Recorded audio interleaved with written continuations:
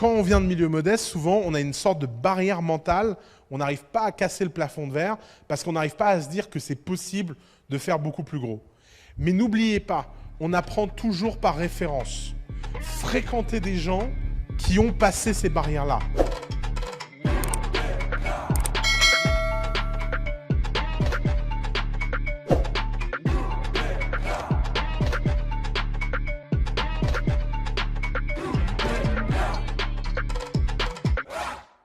Alors, sur les questions d'argent,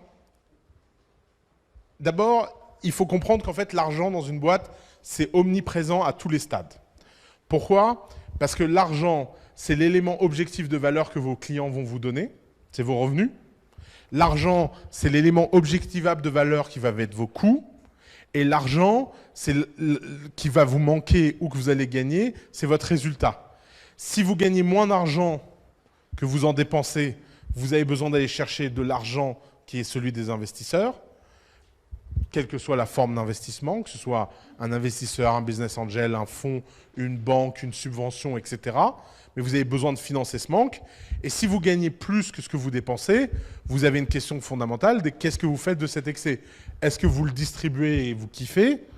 Ou est-ce que vous le réinvestissez pour en avoir encore plus ? L'argent, c'est quelque chose de vivant. Le problème numéro 1 que les entrepreneurs ont avec l'argent, c'est qu'ils ne comprennent pas la part irrationnelle qu'il y a dans l'argent. Et l'irrationnel, elle est à tous les stades avec l'argent. Les gens me demandent, c'est quoi le bon pricing ?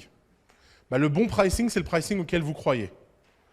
Pourquoi ? Parce qu'il y a des gens, ils sont capables de demander pour la même chose 10 fois plus, et ils le font 10 fois mieux, que vous qui allez faire 10 fois mieux en qualité et vous n'allez pas réussir à facturer quelque chose. Pourquoi ? Parce qu'on en est vraiment dans la croyance personnelle. C'est quoi la valo d'une boîte ? C'est la valo que vous êtes capable de demander. C'est quoi le salaire que vous devez payer quelqu'un ? C'est le salaire où vous êtes confortable de payer quelqu'un. Le problème, c'est que tout le monde essaie d'objectiver quelque chose qui est profondément irrationnel, profondément animal, profondément hormonal. Alors, l'argent, c'est quelque chose d'animal, ça se sent. Moi, les entrepreneurs qui viennent à The Family, je les classe toujours en 2 catégories. Ceux qui savent ce qu'est l'argent et ceux qui ne savent pas ce qu'est l'argent.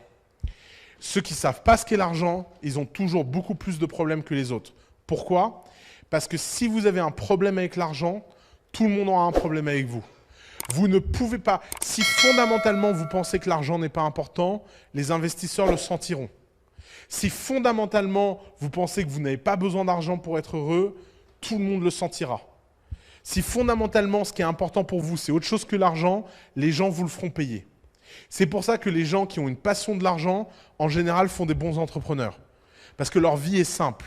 Ils ont une dopamine qui se résume à quelque chose de fondamental.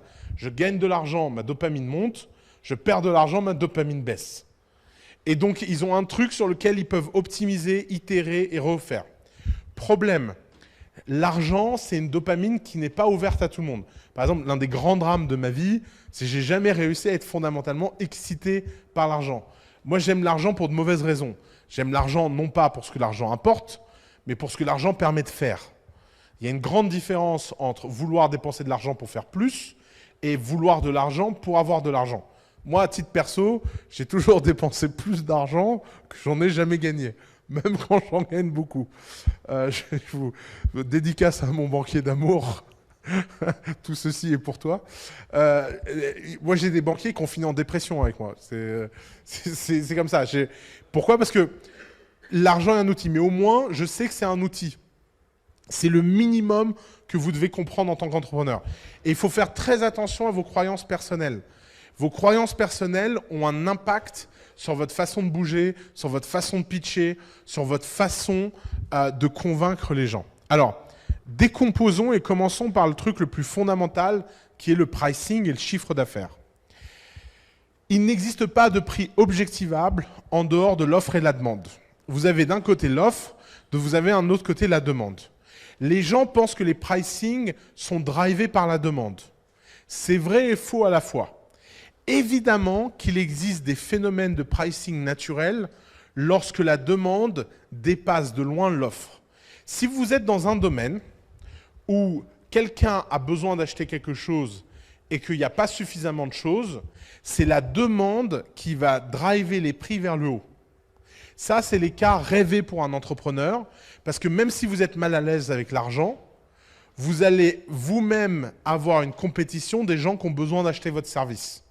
Imaginons que vous êtes, c'est très souvent le cas ça, avec les métiers créatifs. Vous êtes un designer d'exception, ok? Vous ne savez pas ce qu'est l'argent et vous vous facturez 100 € la journée.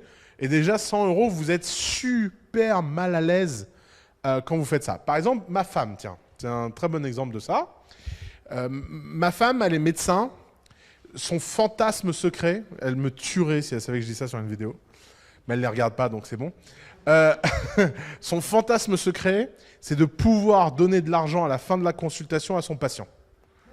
Si elle peut lui faire un petit chèque après l'ordonnance, alors là, à mon avis, c'est orgasme, immédiat. C'est un truc genre, putain, génial. Demander de l'argent, il faut voir ma femme demander de l'argent à un patient pour savoir pourquoi aucun patient paye ma femme. C'est-à-dire, en plus, les gens sont fabuleux parce que, par exemple, un jour, j'ai envoyé un mec que je sais être très riche. Au moment où elle devait lui demander les 180 € de la consultation, parce que c'est quand même une spécialiste mondialement reconnue, le mec dit « Ah ouais, en ce moment, il y a les vacances, c'est dur, machin. » Et ma femme lui dit « Écoute, oublie. Le mec travaille dans le CAC 40 et gagne 700 000 € par an. Hein. Et il est dans le top 3 d'une boîte du CAC 40. Et il s'est dit « Écoute, 180 balles gagnées, c'est 180 balles gagnées. Hein. » Et en plus, le mec, il me dit « Tu sais, il faudrait que tu coaches ta femme. » Espèce d'enfoiré. Bon. Vous êtes comme ça.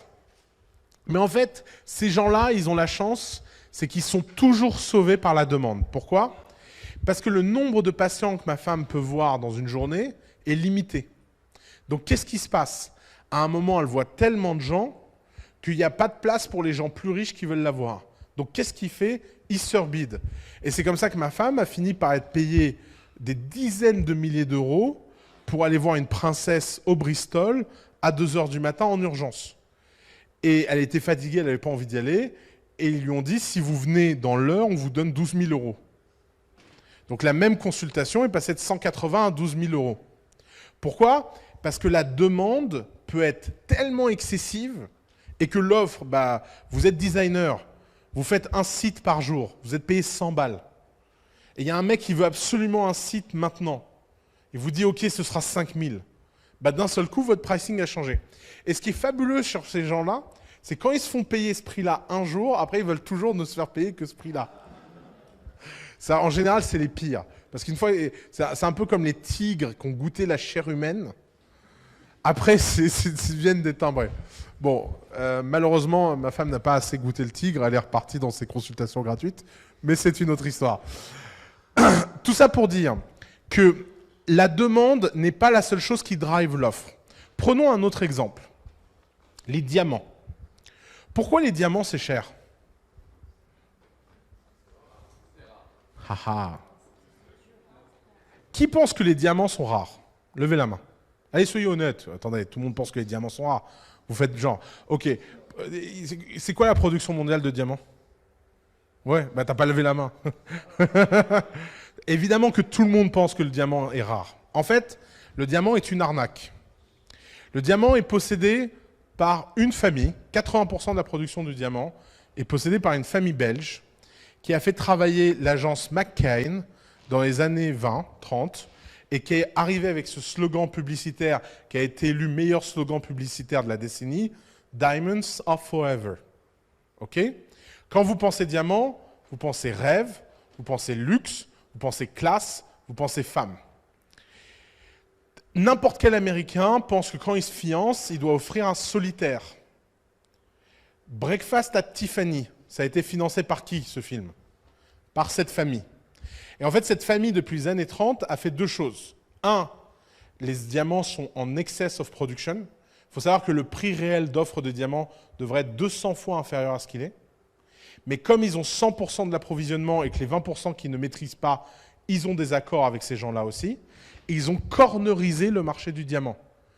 Ils produisent beaucoup plus de diamants tous les ans qu'ils n'en vendent, Et ils ont créé tout un imaginaire autour du diamant rare, précieux, beau. Il y a un article Bloomberg magnifique de 17 pages qui raconte l'histoire du diamant. Tapez Diamant Bloomberg Family Diamond Forever dans Google, vous tomberez sur cet article.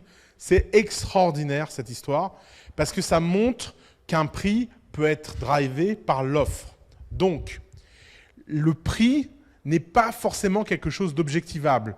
Le prix peut être un storytelling que vous créez parce que vous créez un imaginaire autour de votre prix. Donc l'offre, elle est en excès, mais vous créez un imaginaire qui donne le sentiment, soit en féquant la rareté, en féquant la demande, soit en créant la demande. Et en fait, les dynamiques offre-demande sont des dynamiques beaucoup plus complexes que objectivables. On peut avoir de la demande pour des choses qui sont en offre illimitée. Un sac Louis Vuitton, il est en plastique. Pourtant, la demande, elle est pour un imaginaire, un savoir-faire qui est complètement décorrélé du coût de matière première. Le coût de matière première d'un sac Louis Vuitton s'est écroulé en 20 ans. Le prix, lui, a explosé. Même chose pour un iPhone. Regardez le prix d'un iPhone. Chaque nouvel iPhone est plus cher que le précédent. Est-ce que les composants sont plus chers que le précédent? Absolument pas, ils le sont de moins en moins. Apple gagne de plus en plus d'argent parce qu'ils ont créé une histoire et ils ont créé une croyance et ils ont créé une appartenance. Donc l'argent, c'est un signal.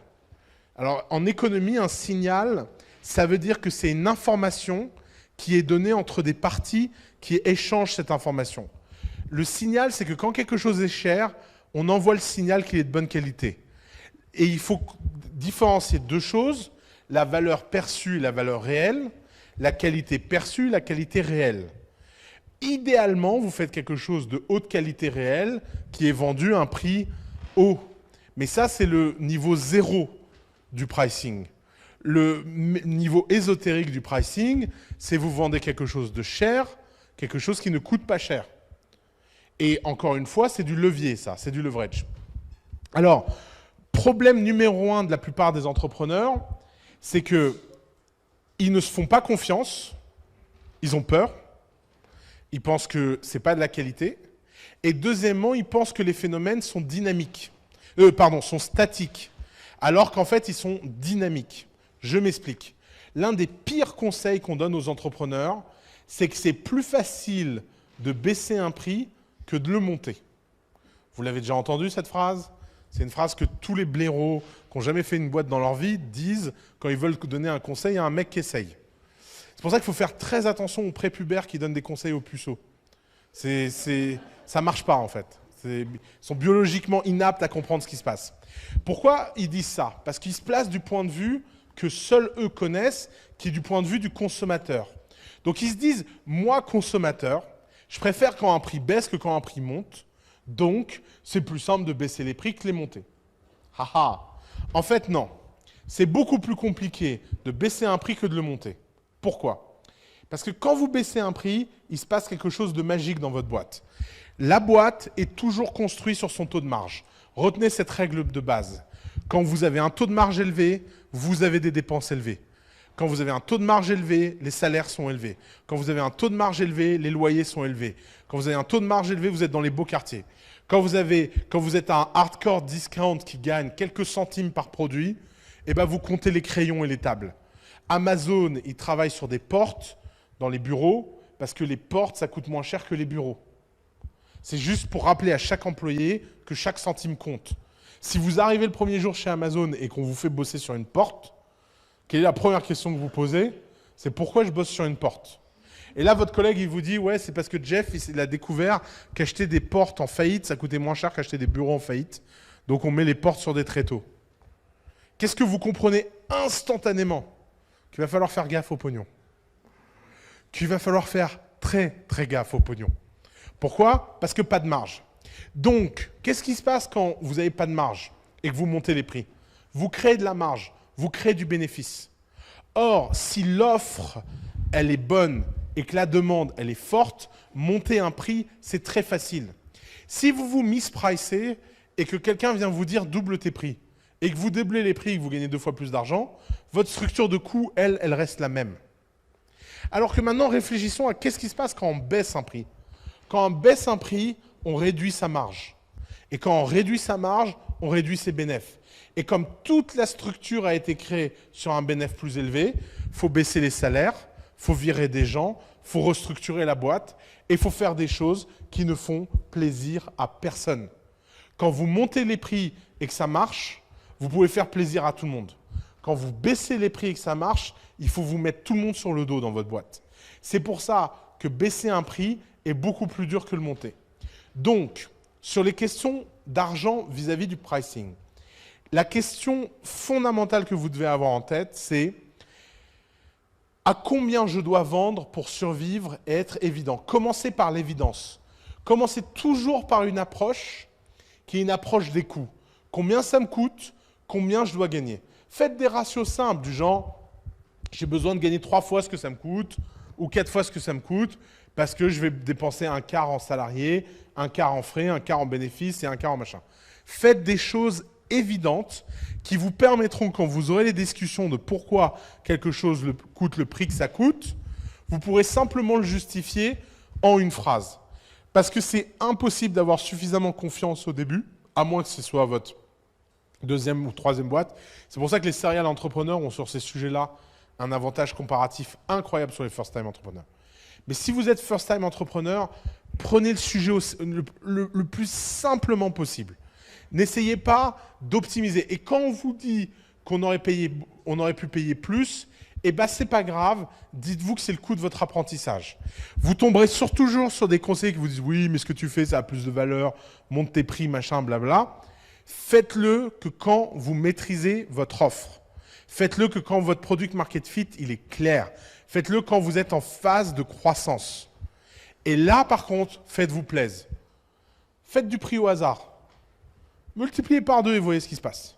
Multipliez par 4 et voyez ce qui se passe. Vous êtes en croissance. Au pire du pire, qu'est-ce qui se passe? Les gens réagissent violemment, vous reculez. Personne ne va vous en vouloir. Faites des tests. Et un autre truc qui est très marrant sur le pricing, c'est qu'un pricing, ça se teste dynamiquement dans le temps. Il ne faut pas hésiter à vendre à plusieurs prix, à plusieurs personnes, comprendre sa segmentation client, comprendre que des gens ne sont pas prêts à payer ce prix-là, c'est donc que ce n'est peut-être pas des gens intéressants, et comprenez à vous focaliser. Mais ça, vous le ferez que dans une phase 2, une fois que vous aurez compris la norme de votre prix.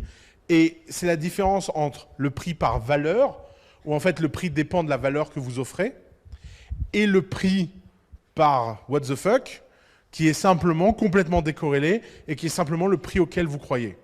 Mais très important, quoi que vous fassiez sur le pricing, répétez-vous devant la glace cette phrase hyper importante, je vaux plus que ce que je facture. Si vous n'avez pas fondamentalement cette croyance au fond de vous, vous n'allez jamais évoluer. Et je parle de croyance parce que c'est vraiment l'un des sujets où on dépend trop de son entourage. Alors, 2 problèmes. Les pauvres et ceux qui ont eu des parents pauvres. Alors, je vais vous dire un truc qui va être très choquant, mais vous avez un problème structurel, c'est que vous avez un référentiel sur l'argent qui a été mal construit par des gens qui n'en avaient pas. Alors, évidemment, qu'est-ce qui se passe quand on a ça? On n'a pas les bons référentiels en tête. Et quand on n'a pas les bons référentiels en tête, il faut se soigner. Donc, vivez au-dessus de vos moyens. Vivez au-dessus de vos moyens, c'est le meilleur moyen de se soigner de ce genre de problème. Pourquoi? Parce que ça vous donnera le goût de quelque chose qui vous paraissait avant inaccessible, frivole ou intolérable. Le problème que les gens ont quand ils viennent de milieux modestes, c'est qu'ils ont un rapport moral à l'argent, qui est « Ah, mais tu ne vas pas dépenser tant pour une chambre d'hôtel alors qu'on peut avoir moins cher. » Mais ce n'est pas le problème en fait. Il n'y a pas de morale dans l'argent. Dieu merci que les gens qui ont de l'argent en dépensent de façon débile. Ça s'appelle l'économie. Si les biens de luxe et les biens précieux n'existaient pas, il n'y aurait pas de circulation de l'argent. L'argent, ça circule parce que quand un footballeur il gagne 100 millions d'euros, eh ben, il donne à ses maîtresses 20 millions en voiture et qu'en fait, bah oui, et donc ça fait vivre le mec qui vend les voitures, qui fait vivre le mec qui fabrique les voitures et qui fait vivre à peu près tous les commerçants chez qui ces mecs-là vont acheter des choses parce que cette voiture a été vendue. Donc n'ayez pas, il y a une espèce d'approche assez malsaine qui est de dire que quand on a de l'argent, on a un devoir moral vis-à-vis de cet argent. L'étape numéro 1, quand on a de l'argent et qu'on ne sait pas ce qu'est l'argent, c'est de se calibrer. Vous verrez, quand vous aurez fait plein de trucs débiles, vous vous rendez compte que, en fait, c'est pas ce qui rend heureux. Mais c'est pas grave, ce sera une étape. À ce moment-là, on pourra réfléchir à ce problème-là. Mais passez déjà cette première étape. Si vous avez la chance de venir d'un milieu favorisé, vous avez le problème inverse. C'est que vous avez trop tendance à avoir une valeur trop précise de ce qu'est l'argent et vous avez tendance à vous surévaluer et donc de rater l'opportunité de vous sous-évaluer. C'est perdant dans les deux sens. Le bon côté, c'est que ce n'est pas perdant de la même façon.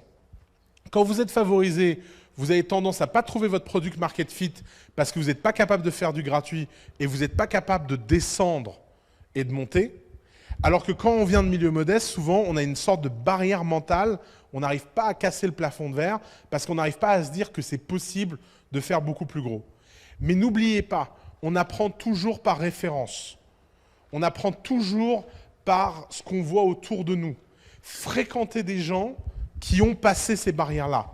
Aller dans des milieux, une des grandes valeurs de The Family et de ce qu'on fait à The Family, c'est de mettre des gens très différents au même endroit pour que leurs différences culturelles s'annihilent. Parce que d'un seul coup, les gens se disent « Ouais, d'accord, en fait, si ce type-là a fait ça… » Je me souviendrai toute ma vie de la première levée d'Algolia. Bon, ça fait 5 ans, c'est passé, je peux la raconter. On avait fait asseoir les fondateurs d'Algolia sur le fauteuil et on leur avait fait raconter leur histoire. Et c'est l'un des plus beaux moments de l'histoire de The Family.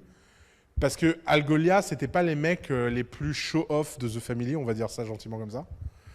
Et donc tout le monde se disait, ouais, qu'est-ce qu'ils vont faire, quoi, ces mecs? Et ils avaient levé un super seed à l'époque avec un Dex, machin. Et tous les entrepreneurs qui étaient à la fête et qui les écoutaient se sont barrés à 20h. Et tous avec le même truc en me disant, écoute, Oussama, je suis désolé. Non, mais ça, je t'avoue, ça m'a un peu vénère. Si ces mecs-là, ils ont levé, pourquoi moi, j'ai pas levé? Et vous voyez, c'est ça le pouvoir de la référence. Le pouvoir de la référence, c'est que vous imaginez que les gens qui lèvent sont des gens qui n'existent pas. Le jour où vous les rencontrez, il se passe un truc magique. À une époque, on m'avait donné des étudiants à mentorer ZEP pour rentrer à Sciences Po. La première année que j'ai fait ça, j'ai été catastrophique. Mais catastrophique. D'ailleurs, je m'excuse sincèrement s'ils regardent cette vidéo, je m'excuse. Parce qu'en fait, au début, j'ai cru que le but du jeu, c'était de les préparer pédagogiquement. Donc, je faisais des programmes avec des exos hebdomadaires. Je leur disais, il faut faire tel truc, il faut apprendre telle référence, machin.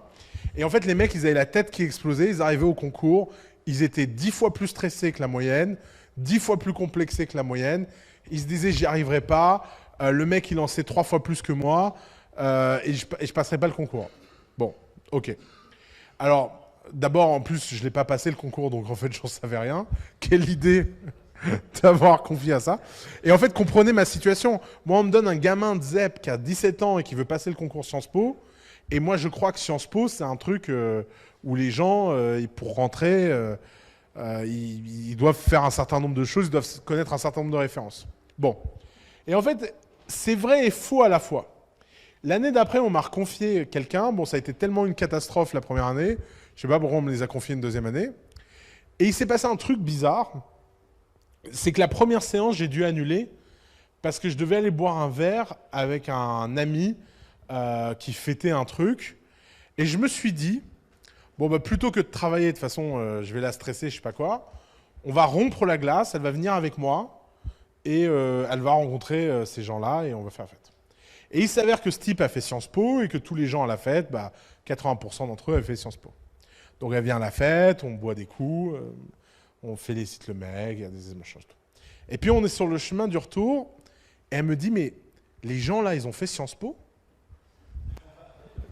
Je lui dis, ouais, c'est bizarre, j'imaginais pas qu'ils ressemblaient à ça. Je dis, comment ça? Bah, ils sont sympas et simples. Je dis, bah ouais, c'est mes potes. Enfin, mes potes sont sympas et simples, en fait. Ah ouais. Mais ils ont pas l'air super impressionnants. Comment ça? Bah… Non, mais c'est pas pour te vexer, mais ils ont l'air normal. Mais je comprends pas ce que tu veux dire. Non, non, rien. Eh ben, elle a eu Sciences Po, la main. Puis maintenant, elle est rentrée à l'ENA. l'année dernière? Haut la main. Pourquoi? Pouvoir de la référence. Parce qu'une fois que vous avez cassé l'espèce de mythe que vous avez en tête, et ben tout se passe mieux. Elle, quand je lui donnais des livres à lire, c'était beaucoup plus détente. Et pourtant, elle était moins brillante que celui de l'année d'avant. Le pauvre. Putain, j'aimerais bien savoir ce qu'il est devenu. Et donc, vous voyez, dans la vie, il y a deux choses. Il y a le travail, et il faut toujours travailler dur. Mais il y a le contexte. Et le contexte, il ne faut pas se raconter des histoires qui vous posent problème. Or, l'argent, c'est l'une des histoires les plus complexes, traumatisantes, culpabilisantes, incompréhensibles qu'on raconte aux gens. Et l'argent, c'est un truc bizarre. C'est un catalyseur d'émotions, l'argent. Vous savez que la plupart des gagnants au loto finissent en dépression nerveuse. Le taux de suicide des gagnants du loto est bien supérieur à la norme nationale. Pour la plupart des gens gagnés au loto, c'est la fin de leur vie. Pourquoi? Parce que rien dans leur vie ne les a préparés à ce moment-là. Et c'est la même chose dans l'entrepreneuriat. Si vous êtes devant un VC et que vous demandez 5 millions d'euros en le regardant dans les yeux, si vous pouvez avoir le meilleur business du monde, si à ce moment-là, vous n'avez pas l'impression que vous les méritez, ces 5 millions, vous allez les respecter et en faire quelque chose de mieux, il ne vous les donnera jamais. Les gens sentent ce genre de choses. Je vous l'ai dit, c'est hormonal, c'est animal.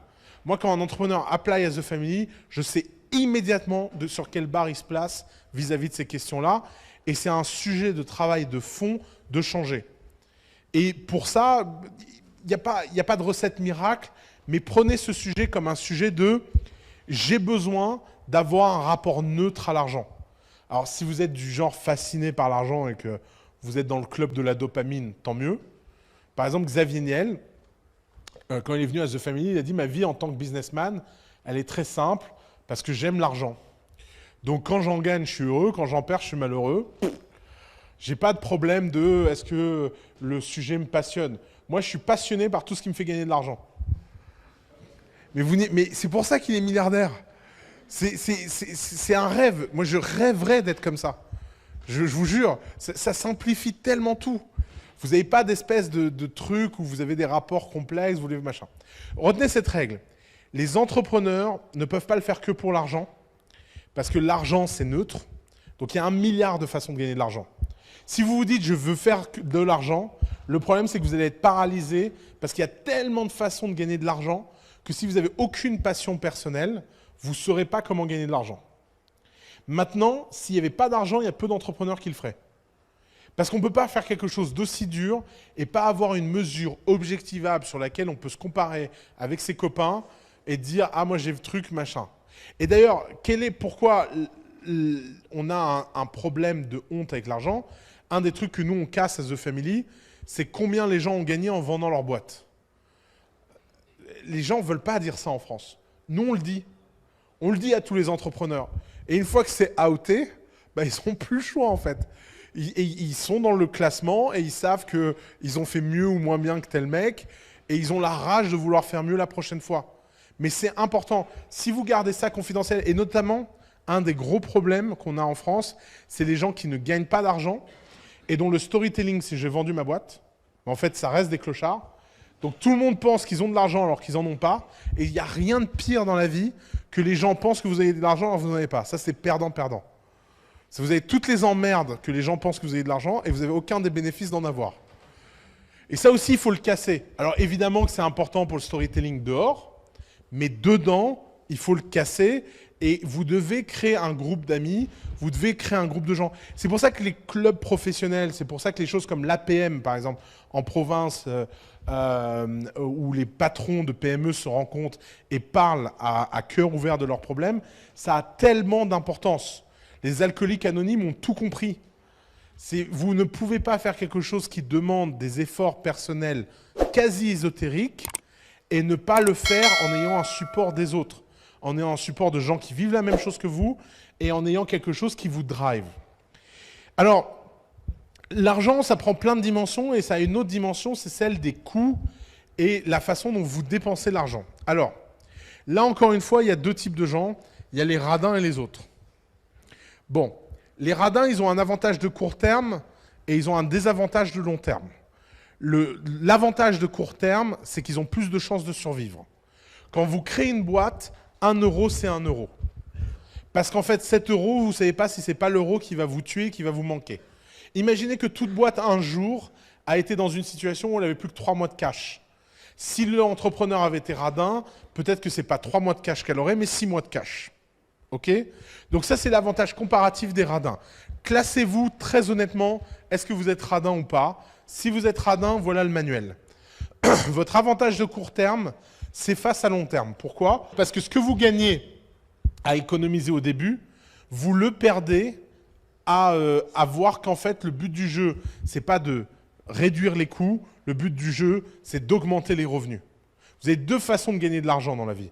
Soit vous dépensez moins, soit vous gagnez plus. Idéalement, vous dépensez moins et vous gagnez plus. Problème, c'est que quand vous dépensez moins et que vous gagnez beaucoup, il se passe toujours une rupture de justice sociale. Si vous payez les gens comme des chiens et que vous ne gagnez pas d'argent, les gens peuvent accepter d'être payés comme des chiens parce qu'ils ont l'impression d'être sur le même bateau que vous.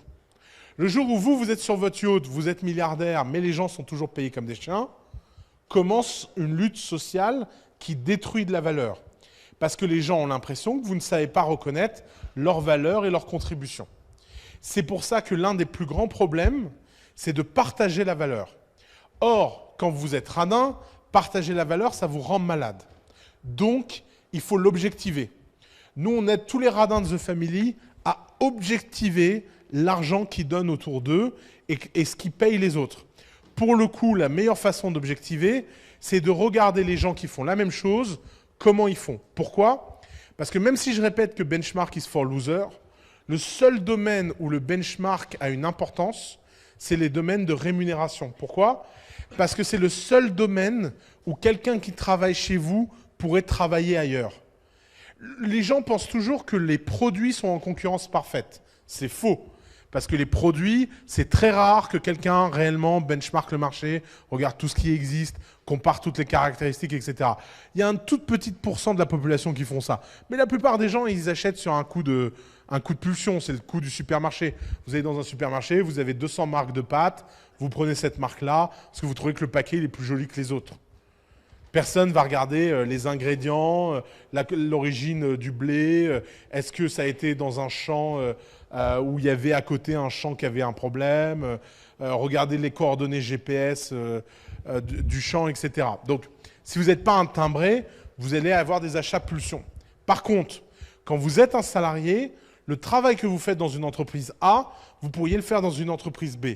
Et si l'entreprise B, pour le même travail, vous paye fondamentalement mieux et a les mêmes caractéristiques économiques, il n'y a pas de raison que les gens ne switchent pas s'ils n'ont pas l'opportunité de switcher. Ce qui peut créer un grave problème dans les boîtes de radins, c'est que comme ils n'arrivent pas à partager la valeur, ils finissent par une anti-sélection. Ils finissent par tous les gens qui ont été refusés dans toutes les autres boîtes du domaine. Pourquoi ? Parce que les seules personnes qui acceptent cette rémunération sont les gens qui n'ont pas pu avoir la rémunération plus élevée ailleurs. Et donc les gens ont l'impression qu'ils font une affaire parce qu'ils ont convaincu quelqu'un en le payant moins bien, mais la probabilité que cette personne soit la meilleure du marché est très faible. Parce que chaque salarié est dans un marché liquide lui-même en soi. Donc, si vous êtes radin et vous avez ce genre de problème avec l'argent, objectivez au maximum les rémunérations. Alors, il y a le problème inverse. Le problème inverse, c'est si vous avez été élevé libanais, ou tous les équivalents. Bon. Alors, c'est des problèmes culturels très graves, ça. Par exemple, moi, quand j'étais petit et qu'on allait au restaurant, tout le monde autour de la table se battait jusqu'aux mains pour savoir qui allait payer l'addition pour tout le monde. En clair, aller au resto, c'est la ruine. C'est-à-dire qu'économiquement, c'est le truc le plus débile du monde. Mais le problème, c'est que moi, maintenant, quand je vais au resto et que je vois les gens diviser l'addition, je me sens mal. Vous n'imaginez pas, vous savez, c'est un truc là où vous avez envie de dire. Donc moi, je fais des trucs du genre, je vais aux toilettes, je paye l'addition, je dis que c'est gratuit. Pendant tout mon lycée, je gagnais vachement bien ma vie. Je ramenais des caisses de champagne aux fêtes parce que j'en ai marre de boire de la pelure d'oignon. De la merde. Et je disais, c'est mon oncle qui me les a offerts. J'avais pas d'oncle. Et je disais, mon oncle, il m'offre du champagne. Et on buvait du super champagne. Parce que j'avais pas envie de dire qu'en fait c'était moi qui avais acheté le champagne seul. Je voulais pas que les gens se sentent mal à l'aise. Le problème de ça, c'est que c'est ruinant à long terme. Alors faire ça dans votre vie perso, c'est une chose. Dans votre vie pro, vous pouvez pas être comme ça. Parce que si vous êtes comme ça dans votre vie pro, vous allez faire l'effet inverse. Vous allez attirer tous les gens qui ne sont attirés que par l'argent, qui ne valorisent pas l'effort et qui en fait sont là pour vous arnaquer. Alors, c'est plus dur d'objectiver parce que comme une objectivation, c'est quelque chose qu'on peut faire pour le haut, on peut rarement le faire par le bas. Donc si vous êtes de ce côté-là, vous avez deux contraintes essentielles. Contrainte numéro 1, ne faites jamais un métier à faible marge. Jamais. N'essayez jamais d'aller concurrencer les Alsaciens, les Auvergnats ou les gens du Nord. Vous n'y arriverez pas. C'est pas possible, ça ne marchera pas. Et c'est pour ça qu'en fait, vous n'allez pas y arriver. Deuxième chose, faites une concentration absolue de l'ensemble de la boîte sur des milestones de revenus quasi impossibles. Moi, je ne peux pas exiger que les gens fassent attention à l'argent à The Family. C'est pour ça qu'on est les seuls cons à acheter nos fruits au coin de la rue et avoir un budget fruits qui dépasse tout. Vous n'imaginez pas l'argent que cette boîte dépense en fruits. À chaque fois, à la fin de l'année, le comptable me fait une ligne en me disant voilà ce que vous avez dépensé en fruits, ce serait cool d'optimiser. Et tous les ans, je me dis ouais, on optimise, ouais. Et puis ta mère, on optimise. Donc non, ça n'arrivera pas. Par contre, ce que je peux faire, c'est faire chier tout le monde dans l'équipe à gagner plus d'argent. Et à gagner des niveaux d'argent beaucoup plus élevés qu'ils pensent possible dans leur tête de gagner. Parce que vous savez, c'est un jeu à double tranchant. Soit vous gagnez de l'argent parce que vous en dépensez moins, soit vous gagnez de l'argent parce que vous en gagnez beaucoup plus. Et si vous arrivez à sortir du benchmark, de toute façon, vous n'êtes pas débile, les coûts, eux, ne sortent pas du benchmark. C'est toujours asymptotique. Quand vous payez quelqu'un bien, il y a toujours un moment où même si vous le payez beaucoup mieux que le marché, et 100% des gens dans The Family sont mieux payés que ce qu'ils gagneraient ailleurs, je pense qu'on est les seules femmes de ménage à gagner 2 000 € par mois. D'accord ? Donc ça n'existe nulle part ailleurs, mais vous ne pouvez pas les payer 7 ou 8 000 € par mois. Vous voyez, c'est forcément asymptotique. Même si vous êtes complètement ahuri et que vous n'avez aucun sens des réalités, vous finirez toujours par atteindre un maxima qui est en fait finalement combien ça gagne une femme de ménage normalement. Ça gagne le SMIC. Moi je trouve que c'est indécent que des gens qui viennent travailler dans un endroit où tout le monde est super bien payé gagnent le SMIC pour faire le ménage alors que c'est la chose la plus importante. Donc ok, vous les payez 2 000 par mois, ça fait 800 € par mois de différence.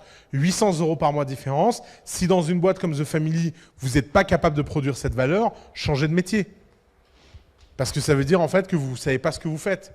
Même chose quand les gens nous demandent mais c'est qui paye les dîners à The Family. Si un jour vous avez la chance d'être invité à un dîner The Family, vous comprendrez cette question. Mais en fait c'est pareil. Combien vous pouvez dépenser en alcool et en bouffe par an? Il y a un moment, c'est pas illimité. Par contre, l'argent que vous gagnez, lui, peut être illimité. Donc c'est une question de focus. Et encore une fois, c'est une question d'être très honnête vis-à-vis de qui on est. Vous ne pouvez pas jouer avec les cartes de quelqu'un d'autre. Votre rôle numéro 1 en tant qu'entrepreneur, c'est de vous connaître vous-même pour savoir à quel jeu vous pouvez jouer. Et il y a des choses des jeux auxquels vous ne pouvez pas jouer. Jamais de la vie, je vais aller faire une boîte où il faut que la compta soit disciplinée et faire attention aux marges. Je n'ose même pas imaginer la catastrophe. Parce que ça va profondément me faire chier.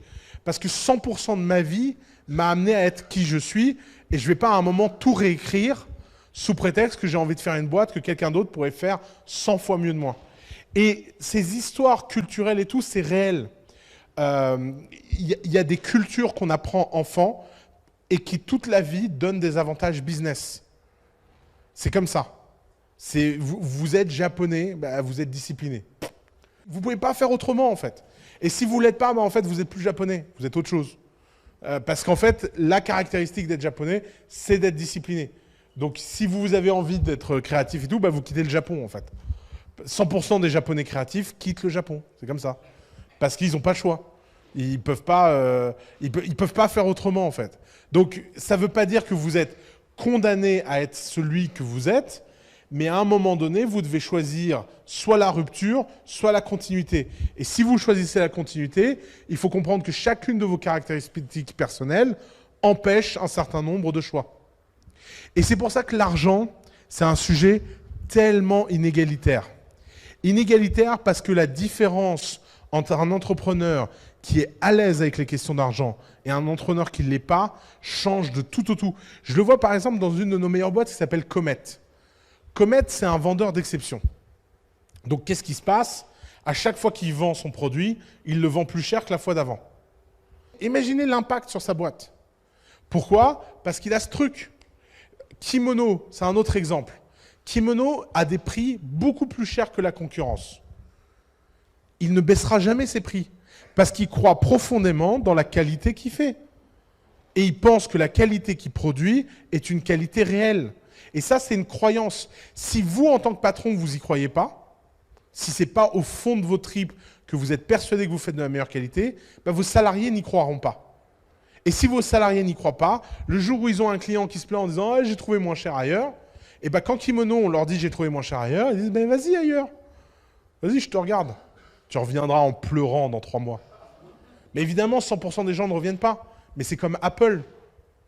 Est-ce que vous pensez qu'Apple ne vendrait pas beaucoup plus d'iPhone s'il les vendait 5 fois moins cher? Bien sûr que si. Mais évidemment, mais vous êtes des malades. Combien de gens n'achètent pas d'iPhone parce qu'ils ne peuvent pas se l'offrir? Si vous avez le même iPhone 5 fois moins cher, ils en vendraient beaucoup plus. Mais ils n'en vendraient pas 10 fois plus. Ils en vendraient peut-être 2 fois plus, 3 fois plus. Et donc ils se disent, je préfère en vendre 5 fois moins, 2 ou 3 fois moins, et gagner 5 fois plus. Parce que c'est un segment luxe, c'est un segment premium. Et les segments, il faut les incarner. Imaginez que les mecs qui font Apple, quand ils font les vidéos, ils ont l'air de Jojo le Clodo. Vous y croyez après à votre iPhone à 1000 €? Non, mais quand Johnny Ive vient avec son accent anglais, très important avec son anglais, c'est un designer british. We design a revolution. Ça, tu dis, wow, encore une. The importance we put in details. Ah ouais, it needs to be beautiful inside and outside. Ah bon? Mais je vais jamais l'ouvrir. Vous voyez, c'est parce que ça a plus d'impact, cette voix, sur leur prix, qu'aucun benchmark objectif. Et d'ailleurs, by the way, n'allez jamais demander aux gens combien ils vont payer. Les gens ne sont pas cons. Imaginez que vous faites une étude, vous êtes Apple, vous faites l'iPhone, vous allez dans la rue, vous le montrez aux gens. Vous dites, est-ce que tu l'aimes? Ah ouais, c'est génial. Ok, combien tu es prêt à payer? Ah, je sais pas, 50 balles. Parce que les gens, ils vont jamais vous dire ce qu'ils sont prêts à payer, puisqu'ils ne le savent pas eux-mêmes. L'acte d'achat, c'est un acte irrationnel. Quand vous achetez un iPhone 1000 €, vous rentrez chez vous, vous avez cette petite minute de culpabilité quand vous l'ouvrez. Forcément. Et puis après, vous avez ce moment de kiff incroyable de vous dire « j'ai acheté un truc ». Et d'ailleurs, il y a des phénomènes dynamiques là-dedans. Quand les gens payent quelque chose de cher, qu'est-ce qui se passe immédiatement? Eh bien, ils ont besoin, pour ne pas passer pour des cons, de justifier à tout le monde pourquoi c'était cher. Et c'est pour ça que ça devient des défenseurs incroyables. Non mais tu comprends, attends, c'est de la qualité. C'est du savoir-faire. Et d'ailleurs, c'est pour ça que dans les objets de luxe, tout le monde raconte n'importe quoi sur l'artisanat. C'est pour ça que tout le monde croit que les diamants sont rares. C'est pour ça que tout le monde pense que le cuir est cher. C'est pour ça que je sais pas quoi et je sais pas quoi. Parce que toutes ces légendes urbaines qu'on raconte sont propagées par des gens qui ont fait un investissement. Par exemple, quand je faisais de la philo, j'ai découvert ça avec Hegel. Vous allez voir, ça n'a rien à voir. Mais 100% des gens qui ont lu Hegel aiment Hegel. C'est un test absolu. Personne qui a lu Hegel n'aime pas Hegel. C'est pour ça qu'Hegel est une arnaque. Pourquoi? Parce que c'est tellement dur de lire Hegel qu'une fois que vous l'avez lu et qu'à la dernière page, vous avez compris que c'était circulaire. C'est sa grande théorie. La philosophie de Hegel est circulaire. C'est-à-dire que tout revient au point de départ. Et que vous dites, putain, je viens de bien me faire niquer. Et bien vous vous dites, mon seul but dans la vie, c'est d'en niquer d'autres. Vous n'avez pas d'autre choix. Vous venez de passer 3 ans de votre vie pour comprendre qu'il n'y avait rien à comprendre. Et donc, quand les gens vous en parlent, vous dites, non, mais tu comprends, c'est profond. Derrida, même blague. Il y a plein de philosophes comme ça. C'est des philosophes, 100% des gens qui les ont lus les aiment. C'est très louche. C'est très, très louche. Si les mecs étaient réels, ça devrait être du 50-50. Par exemple, si vous prenez un type comme Stuart Mill, la moitié des gens qui ont lu Stuart Mill ne peuvent pas le blairer, l'autre moitié l'adore. Pourquoi? Parce que c'est réel. C'est un bouquin que les gens peuvent lire et comprendre. Ouvrez un bouquin de Derrida dans une bibliothèque, qu'on rigole. Et c'est pour ça qu'en fait, qu'est-ce qui se passe? 99% des gens normaux, ils ouvrent Derrida, ils ne le lisent pas. Parce qu'ils voient des onomatopées, là. Ah, voilà. Et puis ils disent, ouais, ok, livre suivant. Et puis il y a tous ceux qui le lisent parce que soit ils n'ont pas le choix, ils font des études où il faut le lire. Pire, il y a des mecs qui font des thèses. Il y a des mecs qui, 4 ans de thèse plus tard, intérieurement, leur fort intérieur, ils se disent, mais pourquoi? Mais évidemment, ils ne peuvent pas dire aux gens, bah, attends, ça fait 4 ans que je perds mon temps. Non. Et il justifie. Et ce processus de surinvestissement, c'est un processus, quand vous le maîtrisez, vous êtes capable de faire des choses incroyables aux gens. Notamment, c'est toutes les histoires d'onboarding dans les entreprises.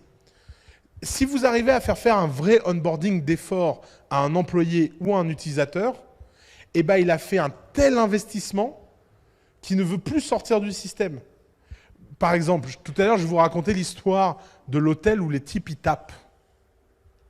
Pourquoi les logiciels pro de ce type-là sont des logiciels imbitables où vous avez besoin d'apprendre des raccourcis clavier, où vous utilisez vos mains à tout... Pourquoi les mecs font pas des raccourcis clavier proches et ergonomiques?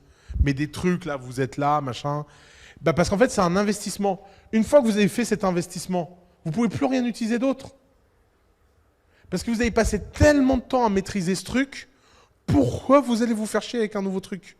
Alors que si vous faites un truc ergonomique, simple, que les gens comprennent immédiatement, bah les gens, ils switchent. Je veux dire, dès qu'il y a un truc, il y a une nouvelle feature, machin et tout, ils switchent. Et en fait, ces boîtes ne sont pas des boîtes dirigées par des abrutis. C'est un peu la blague que j'ai avec les entrepreneurs qui me disent « Ouais, je ne comprends pas le Bon Coin, pourquoi ils ne refont pas un design ?»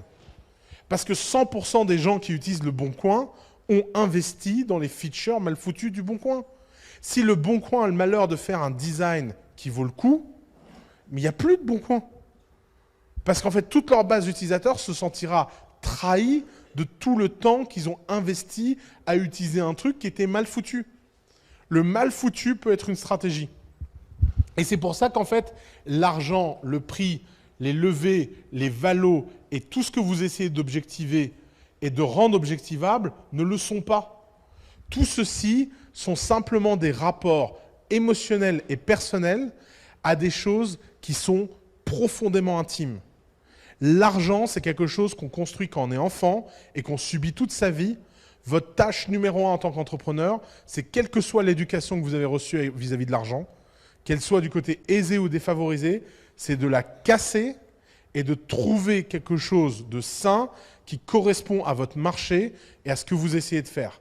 Vous n'avez pas d'autre choix et c'est vraiment l'un des rares travails personnels sur lequel vous ne pouvez pas tricher.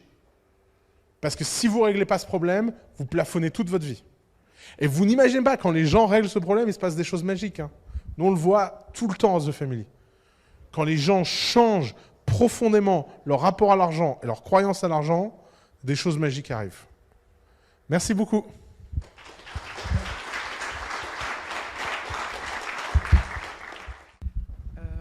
Tout à l'heure, quand tu as parlé du pricing, tu n'as pas parlé des concurrents en fait et des prix du marché. Jamais benchmarker les prix du marché. Jamais.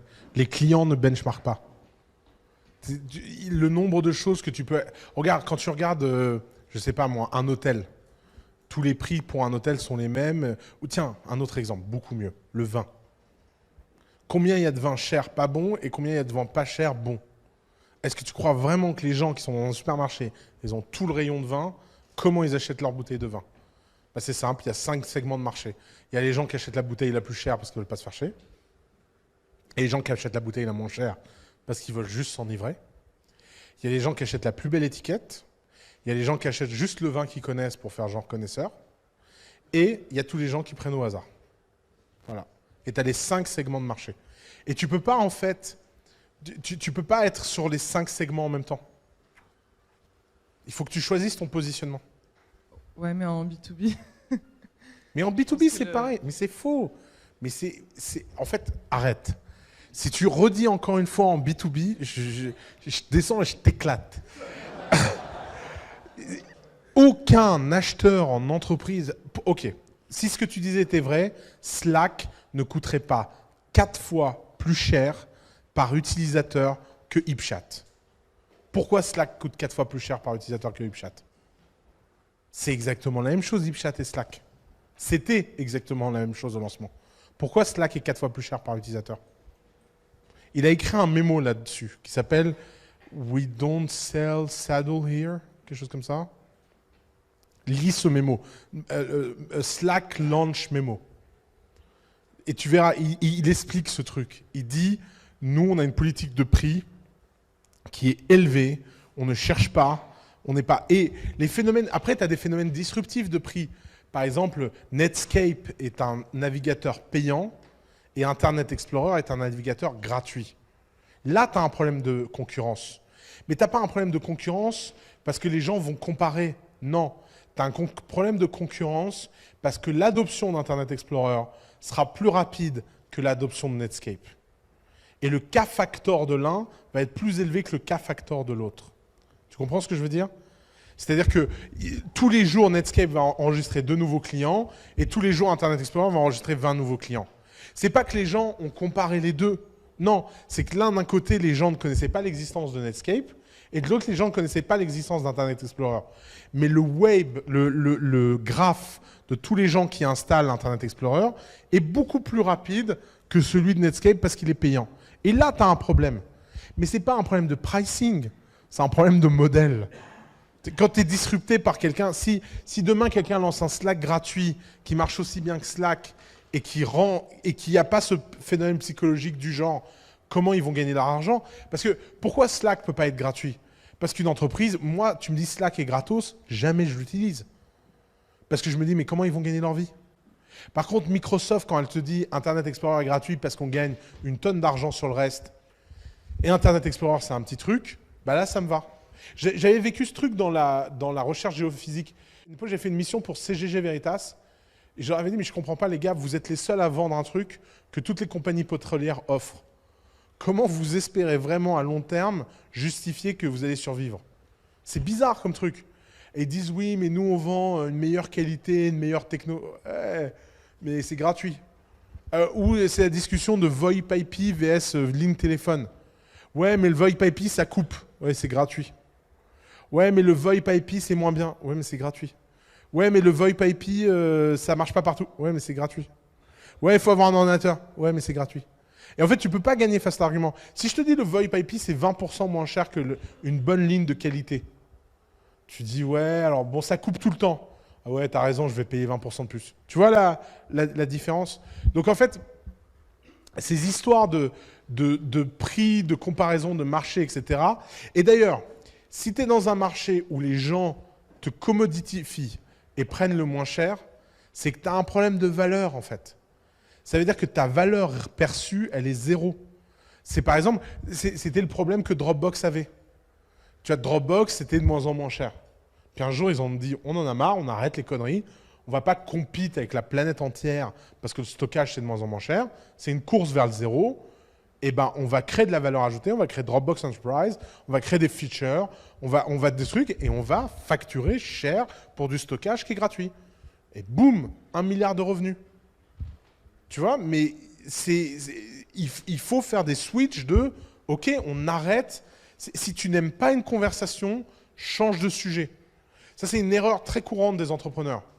Ils subissent les conversations qu'on leur donne. Ton client veut te parler de ton concurrent, mais il parle d'autre chose. Force-le à parler d'autre chose. Si tu en es réduit à devoir parler de ton prix, de te justifier au centime près, machin, je sais pas quoi, blablabla, laisse tomber. C'est foutu. T'as perdu. Vaut mieux plier la boîte tout de suite que dans 3 ans. Parce que des fois, ça arrive. Des fois, c'est le phénomène de commoditification où les gens considèrent que tu es une commodité. C'est fini, c'est mort. Ok, bah, je suis une commodité. Bah, laisse tomber. Je veux pas subir la lente descente aux enfers d'être une commodité. C'est le problème des transporteurs logistiques. C'est quoi la différence entre 2 camions? Bah, le prix. Résultat, quand tu dois choisir un camion, t'as une marque de camion qui te vient en tête? T'as un truc où tu te dis, ah ouais, non, ça c'est les camions machin, ces mecs qui sont trop forts dans le transport. Non. Bah, ils ont tous des noms de cons. Il n'y en a pas un qui a une marque, ils sont tous désagréables, ils n'ont jamais investi en marketing. T'as déjà vu un film dans lequel le héros fait l'amour dans un camion? Mais ils ont un sens du marketing de zéro. Évidemment que c'est ce genre de truc qui était... Pourquoi à chaque fois dans les films, ils fument une clope après l'amour? Vous croyez vraiment que ce genre de truc, c'est dans la tête des réalisateurs? Vous croyez vraiment qu'un jour, les réalisateurs se sont dit « Ouais, on va faire un geste glamour, les mecs vont fumer une clope ?» Mais non, c'est Marlboro qui a été faire chier tous les réalisateurs. Il a dit « Je te paye 10% de ton film si le mec, il fume une clope. » Et ils ont tous commencé à fumer des clopes. Et il y a eu la fameuse scène avec Marlon Brando, qui est rentrée dans l'histoire du cinéma. Et depuis, maintenant, c'est l'inverse. Ils sont à se plaindre qu'ils ne peuvent plus fumer après l'amour dans les films. Pour des raisons de santé publique, en disant c'est la fin de la liberté. Mais ça n'a jamais été une liberté, connard, t'as été corrompu. Enfin, les gens ne comprennent pas, en fait, comment sont construits ce genre de choses. Et ils l'oublient eux-mêmes, en fait. Ils oublient, en fait, qu'il y a des gens qui ont été payés. Regardez ce film qui est extraordinaire, qui s'appelle Thank You for Smoking. Qui a vu ce film? C'est vraiment un super film. Parce que ça t'explique vraiment ce truc. Et dans ton cas à toi en B2B, 100% des discussions sur le prix, c'est des discussions quand le type en face de toi ne voit pas ta valeur de marque. Mais la marque, c'est un truc, c'est de l'art. Hein. Enfin, c'est pour ça qu'il faut des artistes dans les boîtes. Regarde tout ce qu'il y a autour de... Regarde quand tu rentres ici. Est-ce que quand tu rentres ici, t'as pas tout de suite le sentiment que c'est un endroit un peu spécial? Pourtant, les chaises, tout vient d'Emmaüs, etc. Mais parce que ça ne ressemble pas à un putain d'incubateur Ikea. En fait, ta chaise Emmaüs sur laquelle tu es assis, qui a coûté 20 centimes, elle envoie un message de gitan beaucoup plus fort que n'importe quel meuble Ikea. Parce que quel est le message que, quand vous allez dans 100% des fonds d'investissement, des VC, quel est le message que vous avez quand vous rentrez? Ici, tout est propre. Il n'y a rien qui dépasse. Quel est le message quand vous rentrez ici? On est gitan et fiers de l'être. Alors forcément, les mecs qui sont gitans, qui ne l'assument pas, d'un seul coup, ils disent « Ah putain, enfin chez moi, je vais me faire un café. » Question. Tout à l'heure, tu as dit que notre culture, elle influençait énormément notre rapport à l'argent. Et du coup, quand on est libanais, c'est quoi l'avantage et c'est quoi l'inconvénient? Bah, l'avantage, c'est qu'on sait en gagner, mais on ne sait pas le garder. C'est le drame de 100% des Libanais. Ils sont très très forts à gagner de l'argent, ils sont incapables de le garder. Tu te reconnais? je vois tes yeux qui brillent.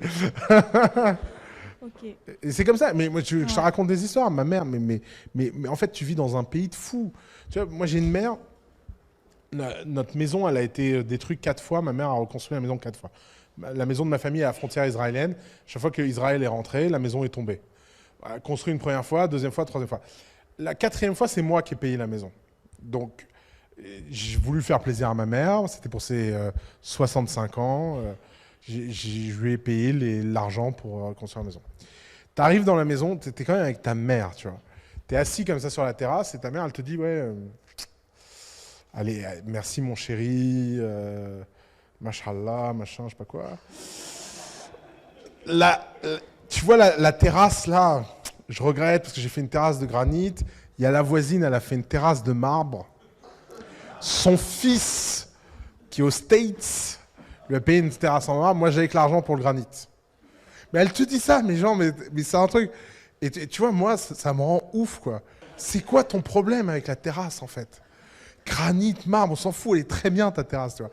Et en fait, elle te dit ça, alors toi, tu fais semblant de... Ah ouais, bah, c'est bien. Ah, il a bien réussi, son fils, tu vois. Et pendant 3 semaines, t'entends parler de ça. Tu fais quoi la 3e semaine? Mais t'achètes une putain de terrasse en marbre, en fait. Et la terrasse en marbre, elle vient, tu prends en photo et tu l'envoies à tout le monde. T'as vu la terrasse de ma mère? Parce qu'en fait, c'est la terrasse qui m'a rendu le plus malade de ma vie, en fait. Et en fait, l'argent que j'ai mis dans cette putain de terrasse, si je l'avais mis en bitcoin, d'accord? Eh ben, je serais pas là à faire cette conférence aujourd'hui. Non, je rigole. J'ai eu Donc tu vois, c'est le problème en fait quand tu es libanais. Tu sais gagner de l'argent, mais tu sais pas le garder. Mais c'est comme ça, tu fais avec. Puis, tu sais, par exemple, moi j'ai fait un truc dans ma vie perso. J'ai un ami qui gère mes finances perso et qui me donne une rente. Tu sais, il y a un moment, j'ai arrêté en fait. Je lui donne tout mon argent et puis lui, il me dit, tiens, voilà ton argent de poche. Puis je dépense. Et puis quand le découvert est vraiment important, que le banquier hurle les machins, il libère un peu d'argent pour payer une partie du découvert. Pas tout le découvert, parce qu'il ne faudrait pas que le banquier arrête d'hurler, quoi.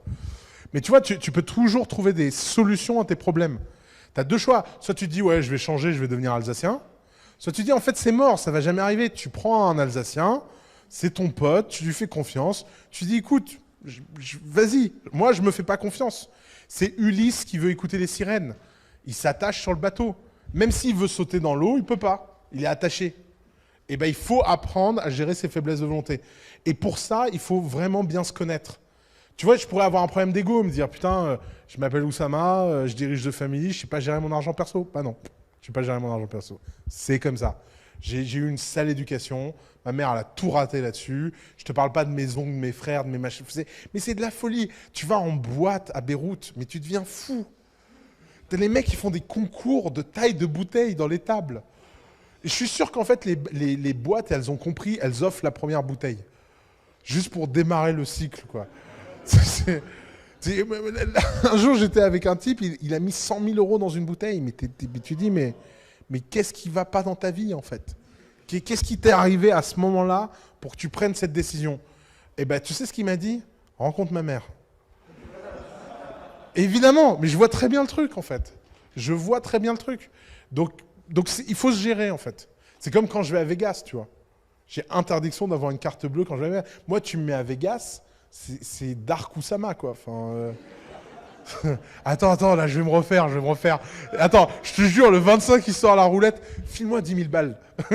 Tu vas pas mettre 10 000 balles sur un numéro, mais si, tu gagnes 38 fois la mise. Ça fait 380 000. T'imagines le week-end?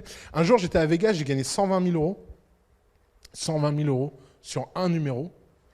Et ben, j'ai tout dépensé dans le week-end, j'ai tout perdu. Qui fait ça? Faut être timbré.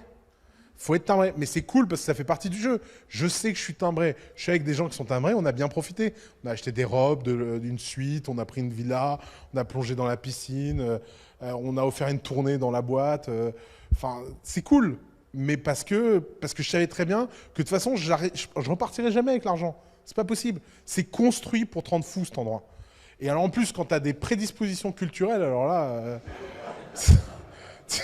tu ne sors jamais. Et donc la règle, quand je vais avec mes potes à Vegas, je laisse mes cartes bleues, je prends 2000 euros en liquide et j'ai pas le droit à 1 euro de plus.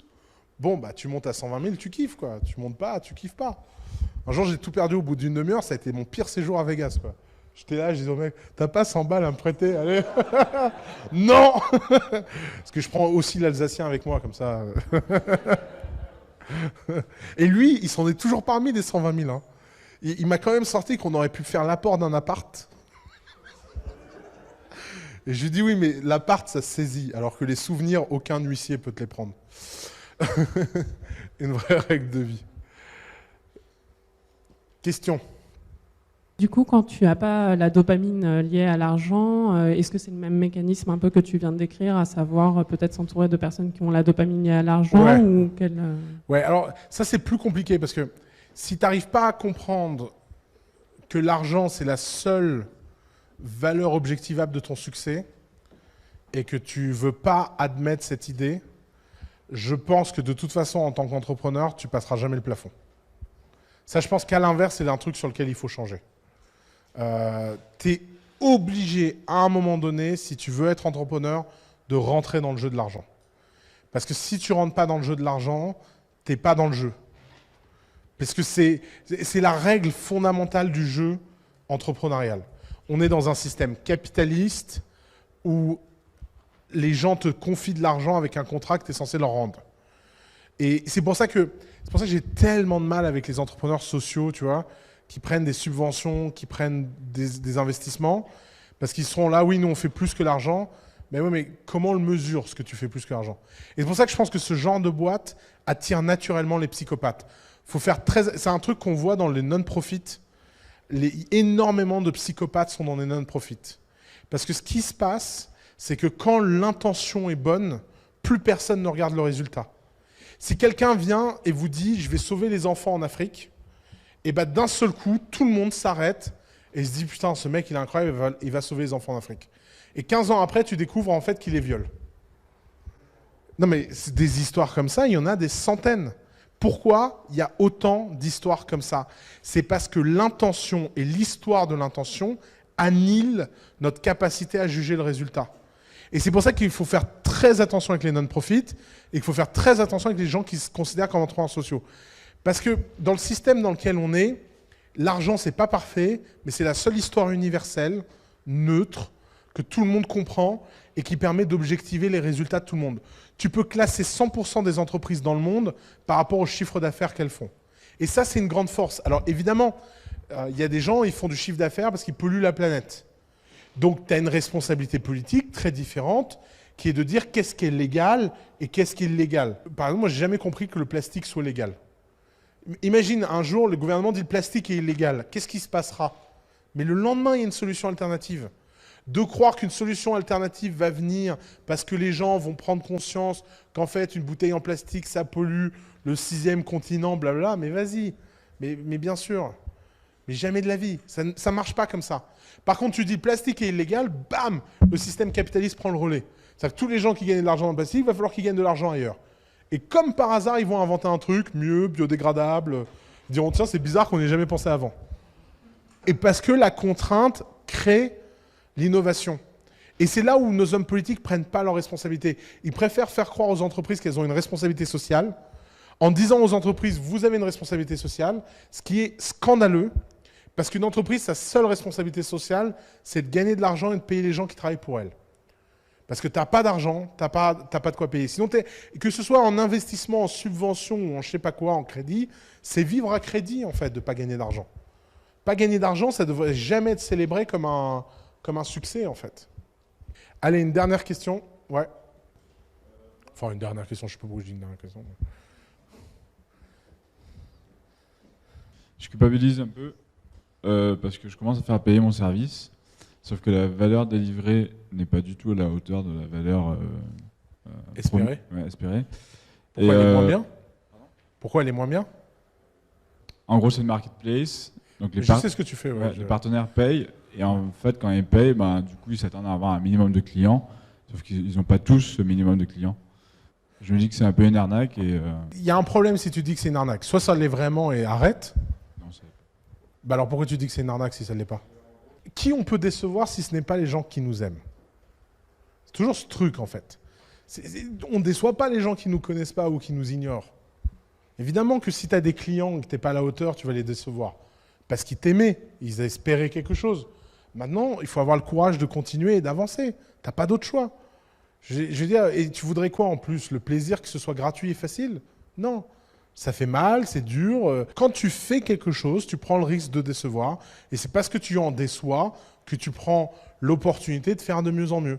C'est un cycle, c'est naturel. Et est-ce que ça devrait te mettre dans un autre état que l'état dans lequel ça te met? Non, bien sûr que non.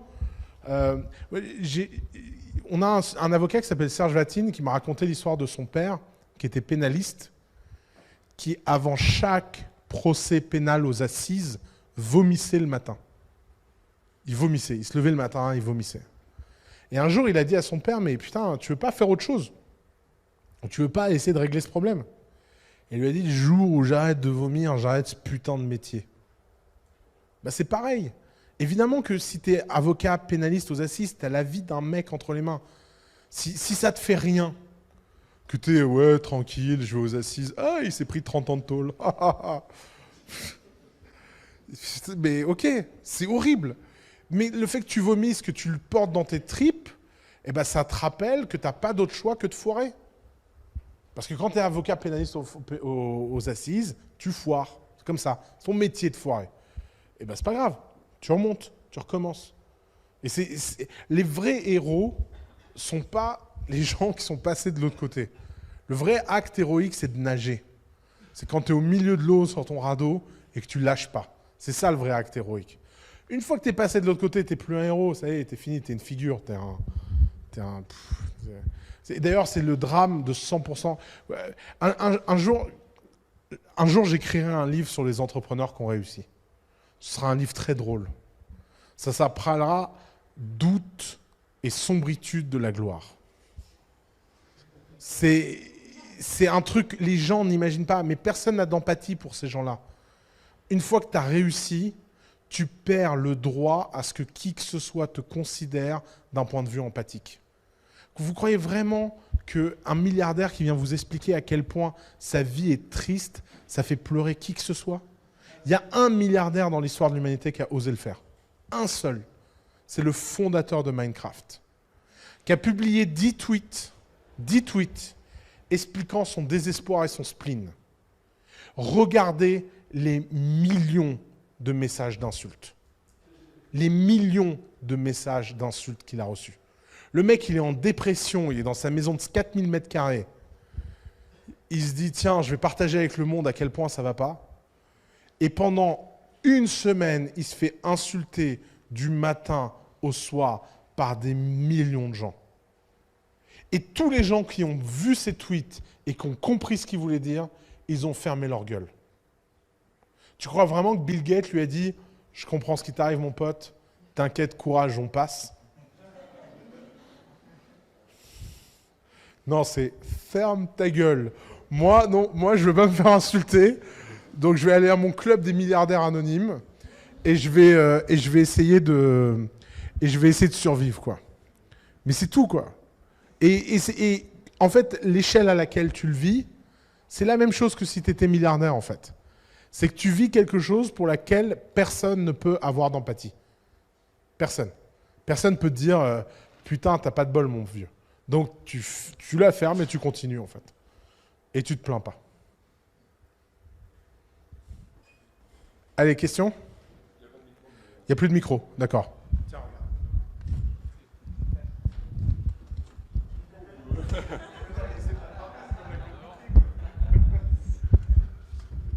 Je voulais revenir juste sur l'investissement. Tu parlais tout à l'heure, par exemple, les clients du Bon Coin qui sont investis pour utiliser le site. J'ai vu une vidéo récemment sur comment faire tomber amoureux un mec ou une fille. Et... Non, pas ça, en disant que il fallait que l'autre s'investisse plus que toi, parce que du coup il avait plus à perdre, et du coup il tombait amoureux.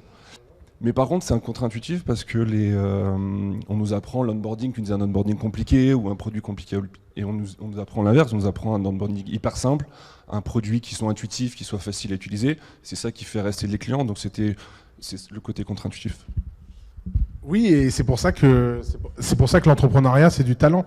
L'entrepreneuriat, c'est divisé en deux catégories. Il y a tous les gens qui l'ont jamais fait et qui essaient de t'expliquer comment le faire. Non, mais c'est vrai. Je veux dire, vous pourriez tous vous dire, il est où ton milliard, quoi. Donc, j'ai pas de problème avec ça, je suis à l'aise. Et il y a tous les gens qui font des choses que personne n'a jamais fait avant. Je pense que je fais partie des rares qui ont vraiment beaucoup de respect pour ces singularités-là. Et si j'ai appris quelque chose en 5 ans, c'est que ce qui est vrai dans 80% des cas, les 20% où ça ne l'est pas, c'est là où tu crées le plus de valeur. Maintenant, il y a la différence entre ce que tu peux faire et ce que tu peux enseigner. La seule chose que tu peux enseigner à quelqu'un, c'est d'avoir un onboarding simple. Parce que 80% des produits doivent avoir un onboarding simple, parce que 80% des produits, le jeu ne se passe pas là. Mais il y aura toujours 20% qui sont faits par des gens qui font les choses différemment et qui ont raison. Et tout dans la vie est comme ça. Tout dans la vie, c'est toujours vrai jusqu'au jour où quelqu'un te montre quelque chose d'autre. Et la question, c'est est-ce que tu es du côté de la singularité ou est-ce que tu es du côté de la norme? Et je pense qu'il faut être extrême. Si tu es singulier, tu vois, moi quand je vois des gens qui sont singuliers à The Family, mon seul métier, c'est de les aider à donner le meilleur d'eux-mêmes dans leur singularité. C'est de leur dire, vas-y, pousse le truc à bout, vas-y, sois encore plus dingue, plus fou. Et ça les rassure, ils se disent, putain, ouais, il doit savoir ce qu'il fait, quoi. Pas vraiment. Et si je vois qu'en fait, ils savent pas ce qu'ils font, je vends de la norme, je vends du standard. Parce que le standard, ça marche. Tu n'es pas le genre de mec qui a la moindre opinion là-dessus, arrête de te poser des questions, fais ça. ABC. Le bon onboarding salarié, c'est ça. Le bon machin, c'est ça. Le bon truc, machin, ça.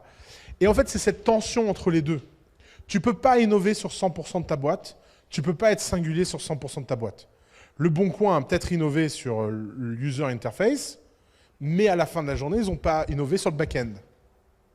Parce que si tu innoves sur le back-end, sur le front-end, sur la finance, sur les HR, si tu commences à vouloir que tout dans ta boîte soit unique, mais putain, mais comment tu fais en fait? Et tu pourras pas. Et c'est pour ça qu'il faut, cette tension, elle est hyper importante. Et encore une fois, on retombe au problème qui est connais-toi toi-même. Parce que les entrepreneurs ne réfléchissent pas assez à qui ils sont et ils n'osent pas admettre qui ils sont fondamentalement. Résultat, ils font des grosses erreurs de jugement. L'hubris est l'ennemi de l'entrepreneur. Dès que vous commencez à vouloir faire quelque chose parce que les autres l'ont fait, vous êtes foutu. Et c'est tentant. C'est très tentant. Je lève des fonds parce que machin a levé des fonds. Bam, dans la gueule. Je fais de trucs parce que bam, dans la gueule. En fait, il faut savoir profondément qui tu es et savoir qu'est-ce que tu standardises et qu'est-ce que tu singularises. Mais il n'y a rien entre les deux. Tu peux pas, tu peux pas faire de moyenne, tu peux pas faire de raisonnable. Tu dois être hyper extrême sur ces deux choses-là. Et donc, évidemment, qu'un bon onboarding, c'est un bon onboarding simple, intuitif et clair. En attendant, celui d'Oracle ou Microsoft ne l'est pas, et c'est pour ça que c'est des succès.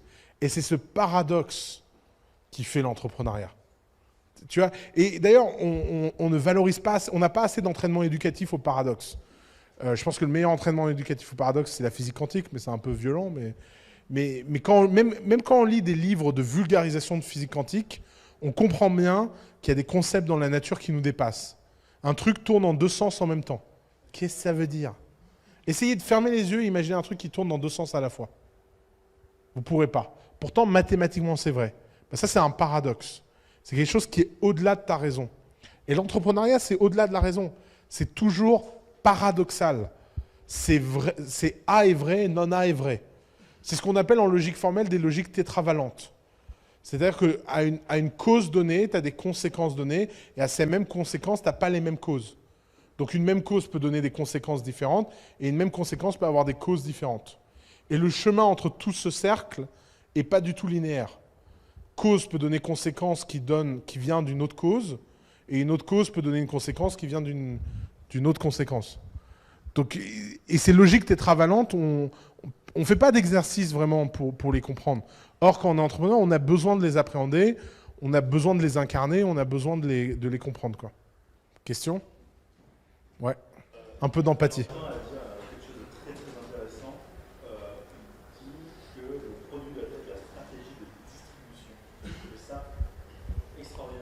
Oui, il a raison. Valentin a dit ton produit doit être à distribution. Et il a eu une épiphanie. T'es d'accord? Non, il a changé d'avis depuis hier. Non, mais bien sûr, les meilleures stratégies de distrib sont le produit. Et les meilleurs produits sont des distribs. Un produit qui ne se distribue pas, c'est un produit qui n'existe pas. Et un produit qui n'existe pas, c'est un produit qui ne se distribue pas. Donc, tu vois, c'est circulaire. Encore une fois, arrêtez de croire qu'il y a des miracles. Comment tu fais le meilleur riz du monde? En faisant du riz tous les jours pendant 10 ans. Comment tu fais le meilleur produit du monde en essayant de faire du produit tous les jours, en te demandant est-ce que les clients l'utilisent ou pas. Il n'y a pas de secret, il n'y a pas de recette. Il y a quelques principes. Ton produit, c'est ta distrib. Une fois qu'on t'a dit ça, eh ben, ça, c'est une compréhension intellectuelle. Pour que ce soit une compréhension là, maintenant, il faut le faire. Et il n'y a pas de bons trucs, de mauvais trucs, de machin. Il y a juste le faire. Et pourquoi il y a des gens qui sont très bons en produit? Parce qu'ils ont fait des années de produits, donc ils voient un truc et disent ça marche pas, mais c'est quasi instinctif. Et cet instinct ne peut venir que de la répétition, de l'essai. L'entrepreneuriat, c'est un artisanat. On ne valorise pas assez. Comment tu deviens un grand ébéniste? Comment tu deviens un grand menuisier? Comment tu deviens un grand architecte? Je crois vraiment que tu fais des années d'études. Je crois que pour être ébéniste, c'est 6 mois d'études. Mais c'est 30 ans de pratique. Et ce qui fait la différence entre un ébéniste qui a 30 ans de pratique et un ébéniste qui démarre, c'est qu'il voit le bois, il va te dire... moi, quand j'étais gosse, j'allais beaucoup dans les ébénisteries à Tours, et les mecs, ils disent « Ah, tu vois, ce bois-là, il est flottant, ou il est parlant, ou il est vexé. » Tu regardes le truc, tu dis « C'est une planche, mec. » Et en fait, quand tu travailles le bois, bah non, tu le sens, parce que les mecs développent des instincts, ils mettent leurs mains, ils sentent l'odeur, la couleur, la température, etc. Et ils développent des savoirs qui sont inexplicables. Les choses les plus intéressantes à savoir sont les choses qui ne s'enseignent pas. Tout ce que je vous dis aujourd'hui, tout ce que vous apprenez à coup d'état, c'est le haut de l'iceberg, c'est le moins intéressant de votre aventure. Tout ce qui va être intéressant dans votre aventure, c'est tout ce que je ne peux pas vous raconter. C'est tout ce que je ne peux pas expliciter. Et c'est pour ça qu'il faut remettre le faire au cœur.